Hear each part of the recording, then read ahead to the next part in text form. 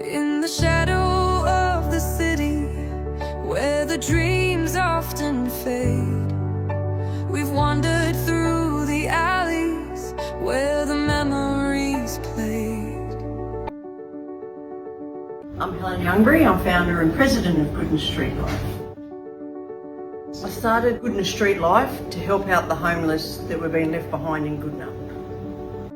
When I first started Goodna Street Life, it was not easy. There wasn't anything around like us, and there was nothing to bench it against.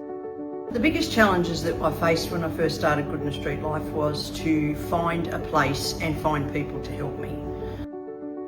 There were feeding for the homeless back then, but nobody had actually ever found a place where they could come and where we could help them. 10 years of stories, stitched with hope and fear. Through the laughter and the struggle, we hold each other near. One of the hardest cases that I've dealt with would be Mark Nelson, an addict in Goodna, and a lot of people know him. He was actually the one that came up with the name of Helen's Haven. He was with me from the onset. Mark struggled with addiction, and it didn't matter how hard he fought. Mark just could not beat addiction, no matter how much help he got. He ended up in hospital, and the hardest thing that I had to do was, when the doctors rang me, was to agree to have his machine turn off and put Mark at peace. That would be one of the hardest things that I've had to do in the 10 years that we've helped a lot of people, and we've seen struggle from a lot of people, but that I'll remember for the rest of my life. So raise a glass to the voices of tomorrow, to the strength that we found in the midst of our sorrow. Everyone deserves to be seen, to be heard. In a world that gets heavy, let the dreams be stirred. Together we stand in the fight for what's right. 10 years of love shining through the night. Okay, some of the services that Goodna Street Life offer today. We offer help to the homeless in any way that we can. We have a community food bank. We help feed the homeless. We have a nurse down here every second Saturday that attends to the needs of the homeless. We have a 7-bed rehabilitation centre, so we offer drug and alcohol rehabilitation. We have drug and alcohol groups 3 days a week. We offer housing support. We do have some housing, very limited now though. We have an op shop. We do training and employment support. We are introducing a community youth program where a lot of the guys that have been through the rehab are getting qualified for youth and justice and community service. But I think the biggest thing that we offer with all of our services, that's great, but I really think that if you've ever been on the side of homeless and you've ever lived that life, I think the biggest thing that Goodna Street Life has offered over the last 10 years is that we offer hope. And that is something that, you know, is an achievement for all of the team at Goodna Street Life, because we offer hope to the homeless. You know, we make no promises. We don't give a hand out, we give a hand up. And, you know, if you're living that life and you have a little glimmer of hope, then you've got something to motivate you. We remember the faces that pass through these doors, with hope in their eyes and dreams on the floors. We've shared in the struggle, breathe life in a change. With every little victory we've learned to rearrange. With every hand that reached out, we felt the embrace. In a world so demanding, we created our space. Through the highs and the lows, we found what was true. In the heart of our mission, we knew what to do. So raise a glass to the voices of tomorrow, to the strength that we found in the midst of our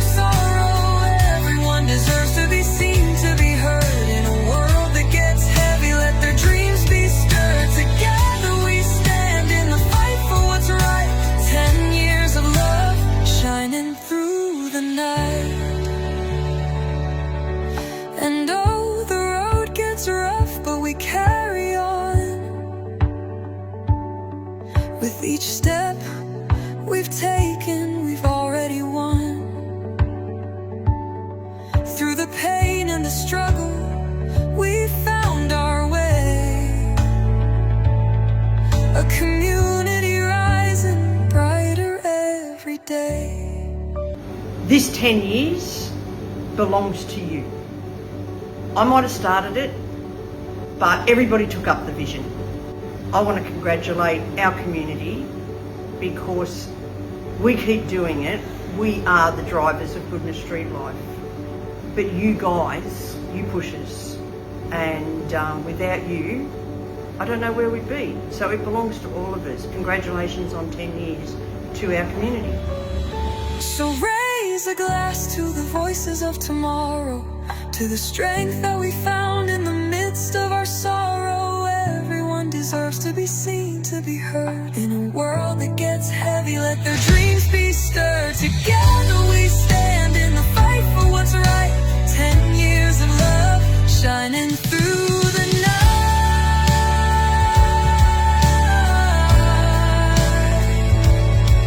So here's to the journeys, the battles we fought, the hearts that we've touched and the lessons we've got. With every life uplifted, we've etched in the stars in the tapestry of hope. We know who we are, with voices united, we'll carry the flame, for everyone's story is worth sharing their name.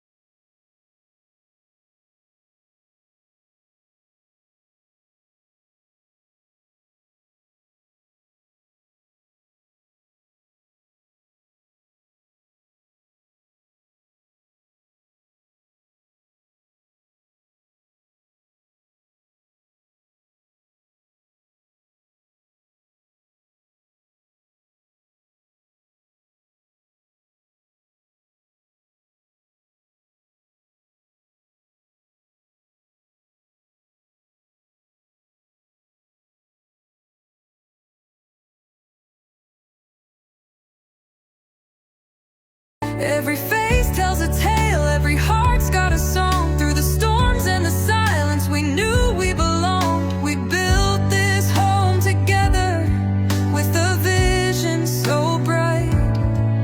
For every soul that's unseen, we'll ignite the light.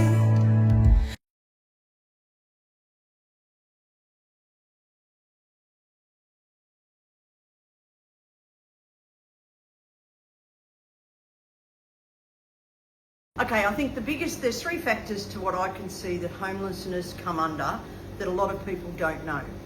The first one is there are people out there that are living on the streets that you will never ever get into homes. Now these are either people that have lived being homeless for such a long time. These are people that suffer severe mental health that you are unable to help. That's one factor. The second one is people call them homeless, but I call them houseless. They are people that are being displaced from their homes, especially in today's economy, that are still waiting to find rentals, but they work and they're quite functional in society and really don't need any help except from housing to get a home. The third one is then the homeless people that fall between, I call them, they fall between the cracks. So these are people that need our help. These are people that will rise to the occasion and will be able to live in society if given the right tools.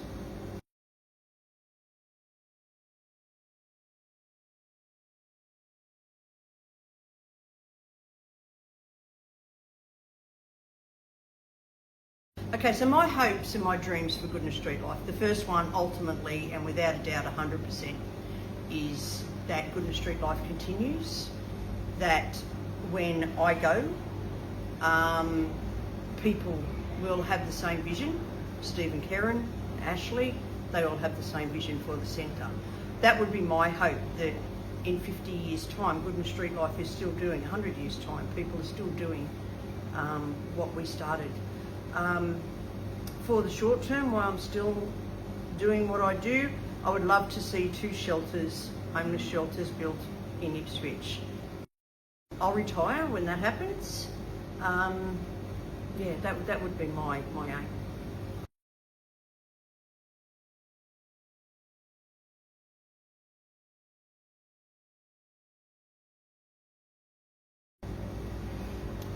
Goodna Street Life can be supported in so many ways.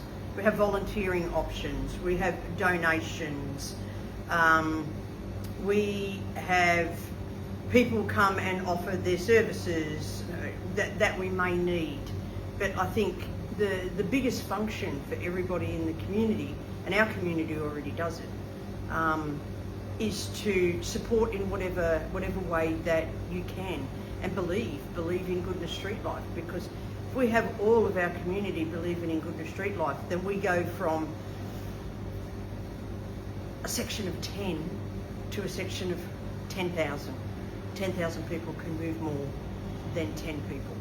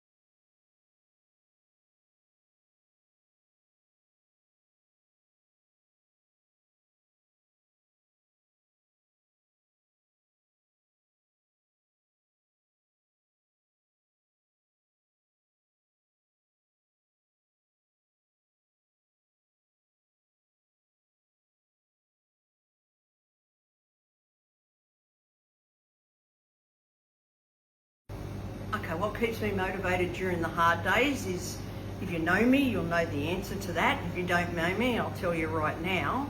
When somebody says no, I dig in harder. That's the motivation. That's just me. That's Helen 101. I just do that. I don't believe in no. I know there are obstacles, but I also know that obstacles be gotten around. So I find a way around them, and my determination to prove someone wrong is what pushes me. And the other thing, of course, is if I stop, who's going to do it? Who's going to help our homeless? How many people will be let down? There's many of us that have been through homelessness, and we know what it's like. And without the help, then you become helpless. And I can't do that.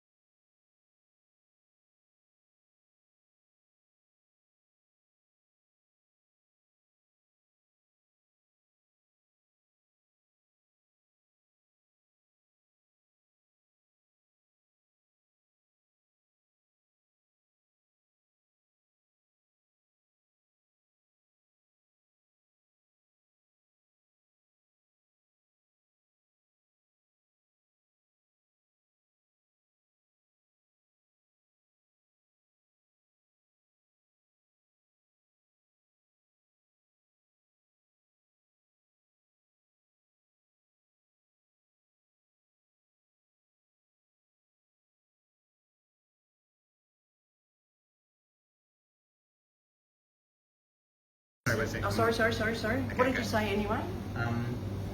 How did your own life experiences influence your decision to serve the homeless and the vulnerable? Okay. My life experiences to do what I do, my childhood and my growing up wasn't what you would call the most typical. So I spent time in homelessness. I spent time on drugs.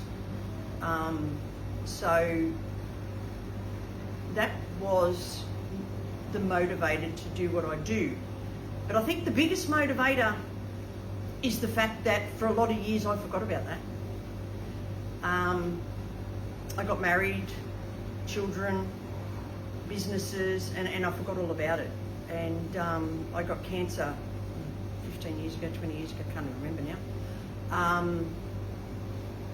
And my husband and I, we struggled because I had to pay a lot of money to save my life.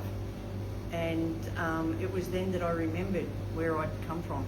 And I don't do that no more. And Goodna Street Life has helped me that. And it's helped me to remember that your past shapes your future. And I forgot about that because I forgot about my past. But now it definitely shapes my future.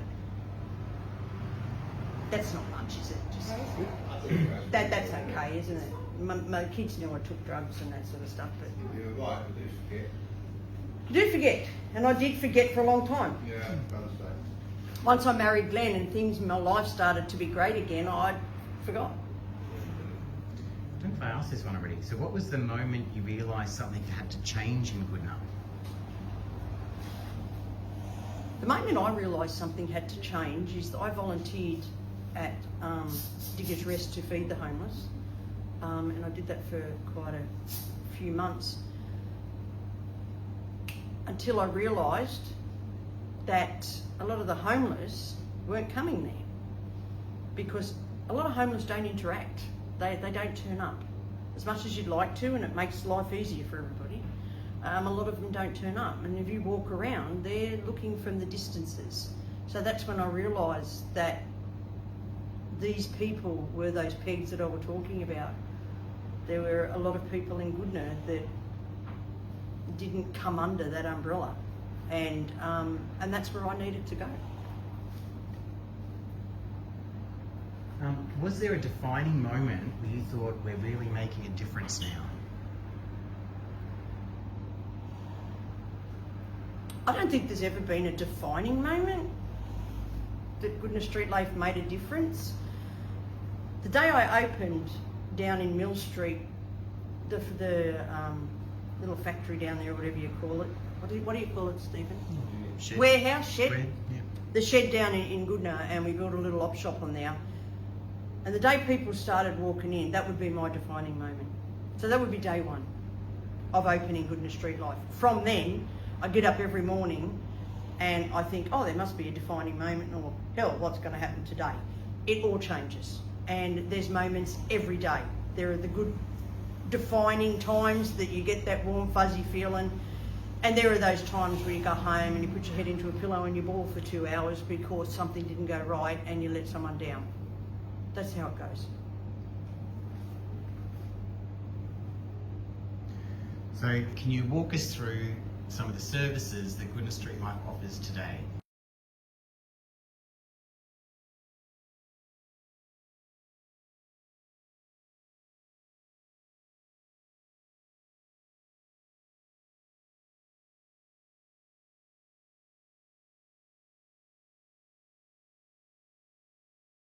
I think one of the most memorable moments was when we decided to start the rehab program.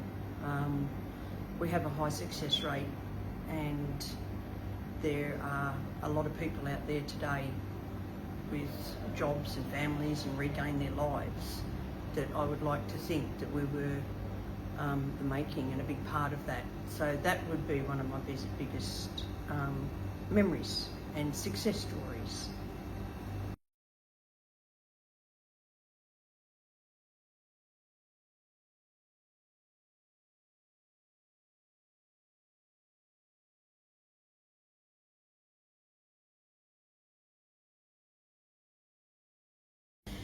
The biggest challenge that I faced in Goodna Street Life would be cutting through all the bureaucratic red tape to do what we have to do to help the homeless.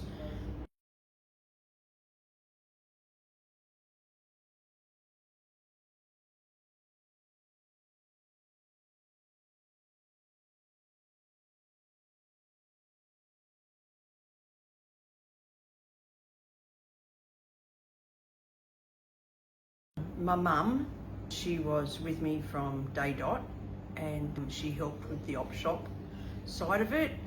Once I started it, people just sort of started to come and wanted to help, so yeah. The second biggest challenge was how was I going to provide the money for this? Yeah, there were some volunteers that I knew from Footprints in the Park, so they come with me.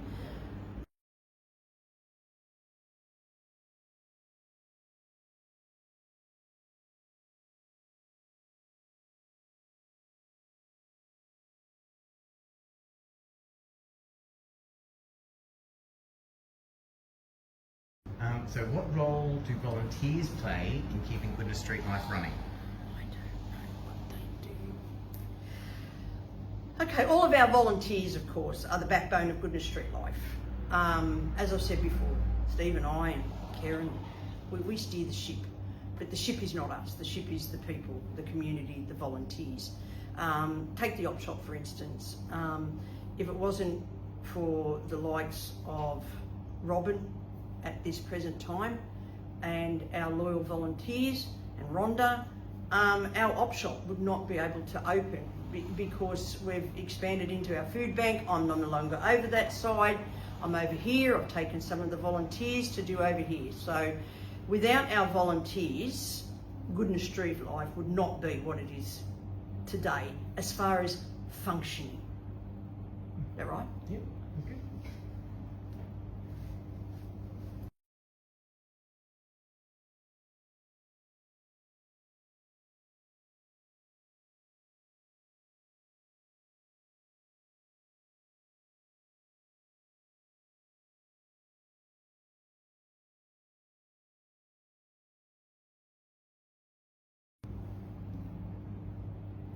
What feeling do I get when someone returns and has changed their life around? I can't answer that. That's not an answer that you can put, you can't equate to anything. I can tell you what I see in them. And I guess what I see in them is what I feel myself. And that they are no longer that person. They are now a person of strength, a person of family, father, mother. They have a life, they have a car, they have a job. They have everything that they aspire to. But they did it. They made it. We give the tools. We give the information. They either use it or they don't. And if they've come back, then they've used it. And all it does is make me realise that I need to keep going so that there is more of these people that turn up. But secretly, I couldn't be prouder.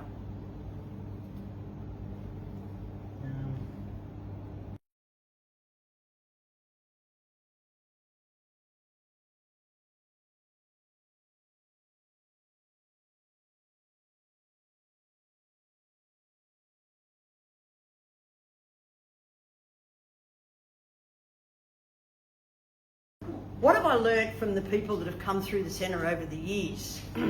It's probably more, what haven't I learnt? Every day is a learning curve. You think you know it, you think you've lived it, you think you've done it, and then somebody turns up and you realise that there's something else that you need to learn. I've learnt humility. Stephen will tell you that. I've learnt to not go off on a tangent. Stephen will tell you that. There's probably one thing that I have learnt, and I've learnt that being Helen is okay.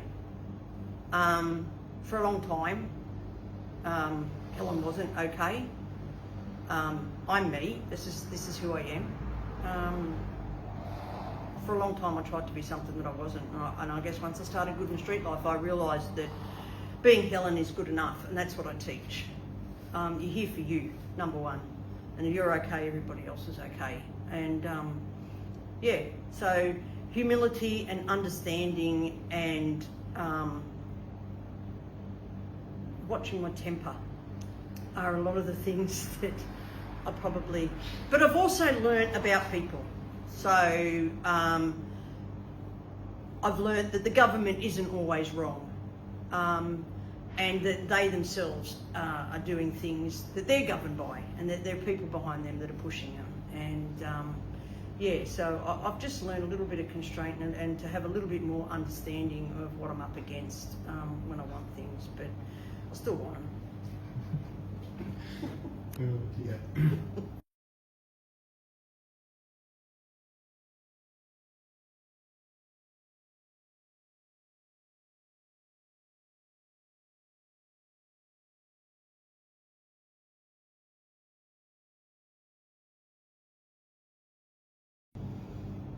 Okay, I've never really thought about giving up on Goodna Street Life, to be quite honest with you, until we lost the Waruna. And then our whole world come tumbling down, because I think that was the first time that I didn't have the belief that we could survive, not only financially, but mentally at the same time. It took a lot. I myself started to lose faith in myself.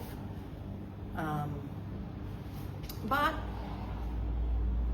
the community rallied, we rallied, and we got there. So that would be the only time that I've ever thought that Goodna Street Life won't survive. And that's the truth. So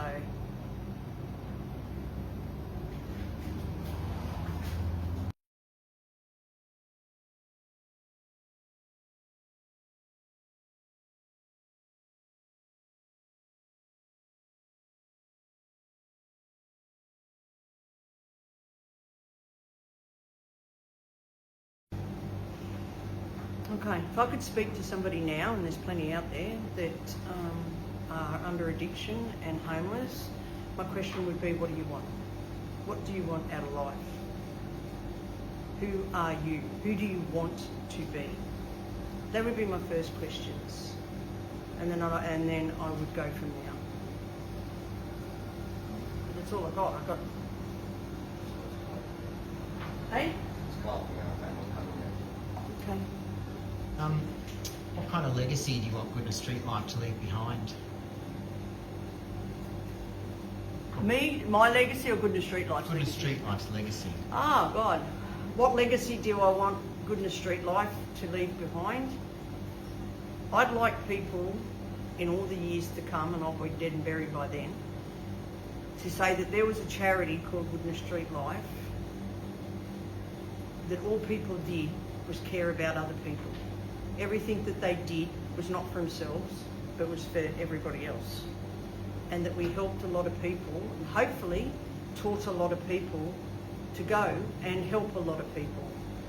And that a community and a group of volunteers with no money, and a lot of it with no training, managed to continue for so many years and help so many people.